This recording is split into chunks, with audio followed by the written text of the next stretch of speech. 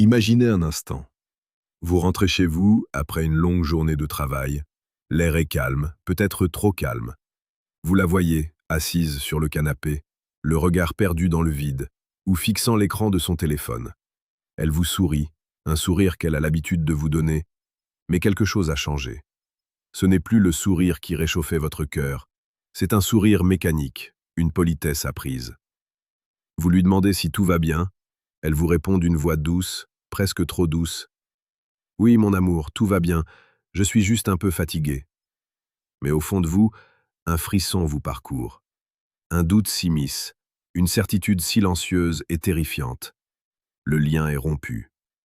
Ce lien que vous pensiez indestructible, cet amour que vous croyez éternel, il s'effrite, il s'étiole, sans bruit, sans cri, sans explosion. C'est là la brutalité insidieuse de l'infidélité émotionnelle, ce mal silencieux qui ronge les couples avant même que le premier baiser ne soit échangé avec un autre. Et c'est de cela dont nous allons parler aujourd'hui. D'une vérité brute, d'une réalité psychologique que 97% des femmes qui finissent par partir n'avouent jamais, parce qu'elles-mêmes ne s'en rendent pas compte sur le moment. Ce n'est pas un changement d'horaire, ce n'est pas un nouveau code de téléphone, ce n'est pas une soudaine envie de shopping. C'est bien plus subtil, bien plus profond, et c'est tapis au cœur même de la communication et de l'intimité émotionnelle. Comme l'a dit le sage stoïcien Épictète, ce ne sont pas les choses elles-mêmes qui nous troublent, mais les jugements que nous portons sur ces choses. Nous nous trompons souvent de combat. Nous cherchons des preuves tangibles de trahison, des messages compromettants, des rendez-vous secrets, alors que la véritable trahison a déjà eu lieu dans l'esprit et dans le cœur, bien avant l'acte physique. Cette vidéo n'est pas une attaque, ni une critique. C'est une exploration psychologique, un éclairage sur un mécanisme puissant et souvent inconscient qui régit les relations amoureuses, en particulier chez les femmes, dont la psychologie émotionnelle est complexe et nuancée. Nous allons plonger ensemble dans cet abîme, pour comprendre, pour prévenir, et pour, peut-être, reconstruire sur des bases plus solides. Préparez-vous, car ce que vous allez entendre pourrait bien changer votre vision de l'amour, de la fidélité et de la dynamique de couple à jamais. Le cœur du sujet, l'infidélité émotionnelle est le signe révélateur. Pendant des années, en étudiant les dynamiques de couple et la psychologie de l'attraction, j'ai cherché le dénominateur commun, le signal d'alarme universel qui précède la rupture ou l'infidélité physique. J'ai analysé des témoignages, des histoires vraies, des drames familiaux, des séparations douloureuses. Et j'ai fini par le trouver. Ce n'est pas un comportement visible, c'est une absence. Ce n'est pas une parole, c'est un silence. C'est le retrait progressif de l'investissement émotionnel dans le couple. Et quel est le seul signe qui en est la manifestation la plus puissante, la plus irréfutable? C'est le moment où elle cesse de vous demander des comptes. Le moment où elle cesse d'essayer de vous changer. Le moment où elle cesse de combattre pour la relation. Laissez-moi vous raconter une histoire vraie, celle de Thomas et Sarah. Ils étaient ensemble depuis 7 ans. Thomas, un homme ambitieux, dévoué à sa carrière, passait de longues heures au bureau. Sarah, douce, attentionnée, attendait patiemment son retour, organisait des week-ends en amoureux, préparait ses plats préférés. Au début, Sarah se plaignait. « Thomas, tu travailles trop, j'ai l'impression que tu ne penses plus à nous. Tu as oublié notre anniversaire de rencontre l'année dernière. » Thomas écoutait, s'excusait, promettait de faire des efforts, mais les habitudes reprenaient vite le dessus. Sarah boudait, pleurait, criait parfois, exprimant sa frustration, sa peur de le perdre, son besoin d'attention. Pour Thomas, c'était de la fatigue, des scènes de ménage fatigantes, mais il se disait que c'était normal, que toutes les femmes étaient comme ça. Il se trompait lourdement. Un jour, tout a changé. Sarah a arrêté de se plaindre. Elle a cessé de lui faire des reproches sur ses heures supplémentaires. Elle a arrêté d'organiser des surprises. Quand Thomas rentrait tard, elle l'accueillait avec un sourire neutre, lui demandait simplement comment s'était passée sa journée, puis retournait à son livre ou à son téléphone. Thomas, au début, s'en est réjoui. Enfin, elle est devenue plus compréhensive, plus autonome. Notre relation est plus apaisée, se disait-il. Il pensait avoir gagné en tranquillité d'esprit. Mais ce qu'il ne voyait pas, c'était le gouffre qui se creusait entre eux. Le silence de Sarah n'était pas un signe d'acceptation, c'était un signe de désengagement. Elle n'avait plus de colère parce qu'elle n'avait plus d'espoir. Elle avait cessé d'investir son énergie émotionnelle dans un homme qu'elle sentait inaccessible, indifférent à ses besoins profonds. Elle avait commencé, inconsciemment d'abord, puis consciemment, à chercher cette connexion émotionnelle ailleurs, dans ses passions, dans ses amitiés, et finalement, dans les yeux d'un autre homme qui savait l'écouter, la comprendre, la faire vibrer. C'est là le piège fatal.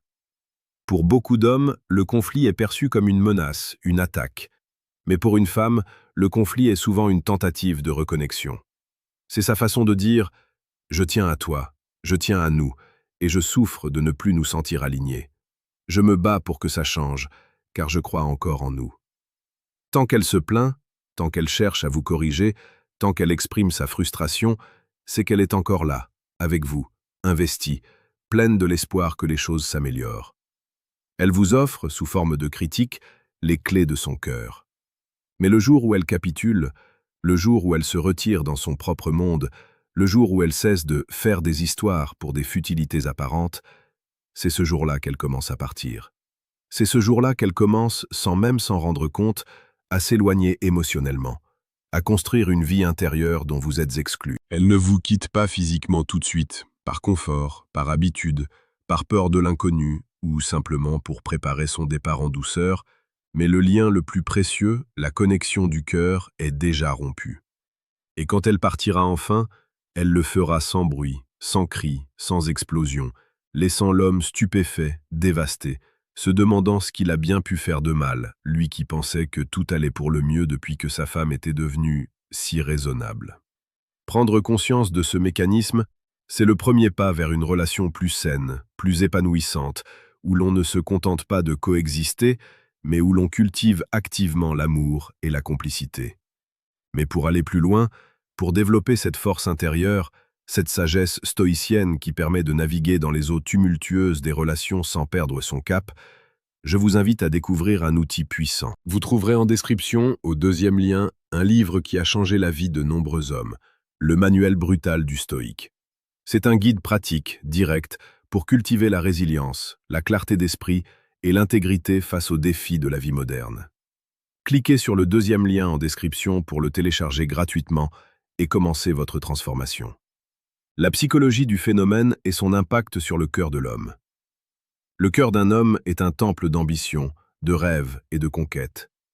Nous apprenons à être des protecteurs, des pourvoyeurs, à affronter le monde avec courage et détermination. Mais trop souvent, nous oublions de protéger ce qu'il y a de plus précieux, l'amour et la vulnérabilité que nous partageons avec la femme qui a choisi de marcher à nos côtés. Nous prenons sa présence pour acquise. Nous pensons que son amour est un acquis éternel qui ne nécessite aucun entretien, aucun soin. Nous confondons stabilité et stagnation. Et c'est dans cette stagnation que s'infiltre le silence. Ce silence qui est une arme de destruction massive pour l'intimité d'un couple. Le désengagement émotionnel n'est pas une décision soudaine, c'est une accumulation de petites déceptions, de moments où l'on s'est senti incompris, négligé, ignoré. C'est la somme de toutes les fois où elle a exprimé un besoin, un désir, une peur, et où elle a été accueillie par l'indifférence, le jugement ou une promesse jamais tenue. C'est l'usure du cœur qui, à force d'être blessé, finit par se refermer pour se protéger. Lorsqu'un homme réalise ce qui s'est passé, il est souvent trop tard. La dévastation est totale.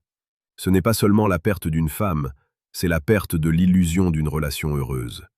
C'est la remise en question de toute son identité d'homme amoureux. La culpabilité l'envahit.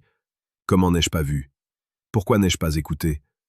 Qu'est-ce que j'aurais pu faire différemment? Le regret devient une ombre qui le suit partout.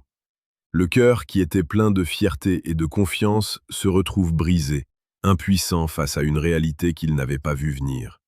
C'est une blessure profonde, une cicatrice qui mettra du temps à guérir, car elle touche au cœur de ce qui fait de nous des êtres capables d'aimer et d'être aimés. C'est pourquoi il est crucial de comprendre la psychologie de ce phénomène. Il ne s'agit pas de juger, de culpabiliser ou de désigner un coupable. Il s'agit de comprendre les mécanismes profonds qui régissent nos émotions et nos comportements, pour pouvoir agir avec conscience et sagesse. La stoïcisme nous enseigne que nous ne pouvons pas contrôler les actions des autres, mais nous pouvons contrôler nos propres réactions et nos propres décisions. Nous pouvons choisir d'être attentifs, d'être présents, d'être engagés. Nous pouvons choisir de cultiver l'amour comme une fleur précieuse qui a besoin d'eau et de lumière pour s'épanouir. Si vous trouvez cette analyse pertinente et si vous souhaitez approfondir votre compréhension des relations amoureuses et de la psychologie masculine, je vous invite à vous abonner à la chaîne Alpha Stoïque. Vous y trouverez chaque jour des vidéos sur la séduction, l'amour et le développement personnel, abordées avec la plus grande précieuse et pertinence pour vous aider à devenir la meilleure version de vous-même. Comment agir pour éviter le piège et renforcer le lien émotionnel? Alors que faire? Comment éviter ce piège fatal? Comment s'assurer que le silence ne devienne pas le précurseur de la fin? La réponse est simple dans sa formulation, mais exigeante dans sa mise en pratique. Il faut cultiver la présence et l'engagement émotionnel au quotidien. D'abord, apprenez à écouter. Vraiment écouter. Pas seulement les mots qu'elle prononce, mais les émotions qui les sous-tendent. Ne cherchez pas immédiatement à résoudre ses problèmes, à lui donner des conseils. Soyez simplement là, présent, attentif. Validez ses sentiments.